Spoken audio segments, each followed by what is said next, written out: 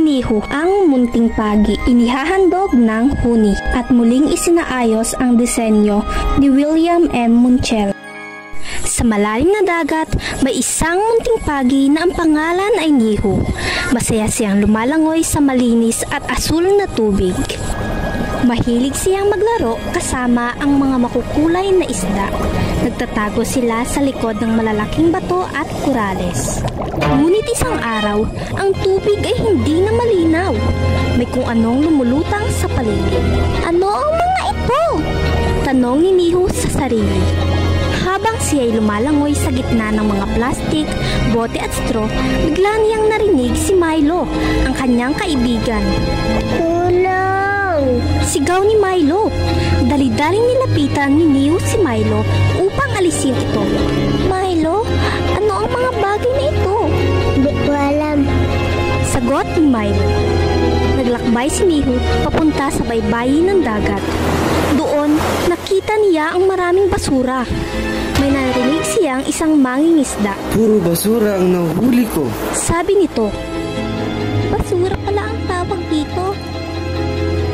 Bulong niya sa kanyang sarili. Sa kanyang paglangoy, nakita niya si Lolo Balye, ang malaking balyena. Lolo Balye, ano po ang basura? Tanong ni Niho. Ang basura ay maruruming bagay na tinatapon ng tao. Masama ito sa ating dagat. Sagot ni Lolo Balye. Kapag maraming basura, mahihirapan ng mga isda at tao. Dagdag ni Lolo Balye. Saan po galing ang basura? Muling tanong ni Niho. Galing ito sa lupa. Natatangay ito ng tubig ulan papunta sa dagat. Ang iba naman ay direktang tinatapon dito. Sagot ni Lolo Balye. Mawawala pa po ba ang basura? Tanong ni Niho. Mawawala ang mga basura kung itatapon nila ito sa tamang basurahan. Sagot ni Lolo Balye. May dalawang klase ng basura ang hindi nabubulok tulad ng plastik at bote at ang nabubulok tulad ng balat ng prutas at papel. Paliwanag ni Lolo Balye. Nagpaalam si Niho at lumangoy palayo.